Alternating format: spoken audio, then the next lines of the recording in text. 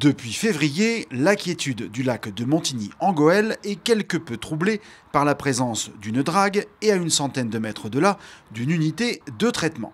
L'agglo Hénin-Carvin y entreprend en effet une ambitieuse opération de curage. L'occasion d'offrir à ce fringant centenaire une véritable cure de jouvence. En 1925 avait été inaugurée cette nouvelle implantation par le maire de l'époque, Eugène Chopin. Et donc ce lac a continué à vivre avec des aménagements complémentaires et c'est un vrai joyau pour notre commune, c'est un poumon vert à l'entrée de la commune. On y pratique des loisirs, de la promenade, mais de la pêche, du kayak, il y a une aire de jeu. Depuis 2015, le plan d'eau artificiel connaît des problèmes de prolifération massive d'algues vertes. Ces épisodes sont dus à la présence dans les sédiments de matières azotées et phosphorées. Après avoir traité les algues directement, il fallait s'attaquer aux problèmes de fond et extraire, puis traiter les sédiments. Les études ont montré que ces algues venaient notamment à cause d'un bassin qui était communautaire et qui récupérait les eaux pluviales.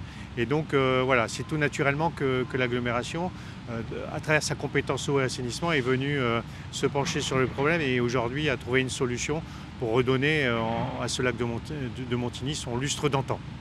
Une délégation communautaire, mais aussi de nombreux habitants, ont pu découvrir le procédé utilisé pour ce curage.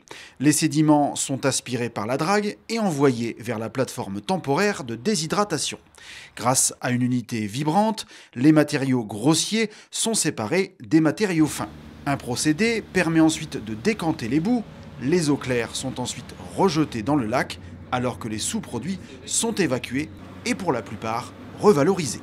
C'est extrêmement intéressant de voir ce qui est déployé pour pouvoir sortir les boues, les trier, de les séparer, séparer les mauvaises des bonnes boues, le sable qui est réutilisable, les boues qui vont partir en usine de traitement ou en enfouissement. C'est vrai que retirer ces sédiments, et on voit la vitesse et la quantité de sédiments qu'on peut retrouver ici, quand on les retire, savoir qu'ils sont transportés non pas à 200 km, mais là juste à Noël-Godot, et puis pour plus de 3/4 retraité, c'est quand même un traitement vertueux et qui permet d'aller dans le bon sens. Cette opération, pérenne dans le temps, permettra de limiter la prolifération des algues et redonne du même coup de la hauteur d'eau au lac. Le coût total des travaux s'élève quant à lui à 3,3 millions d'euros.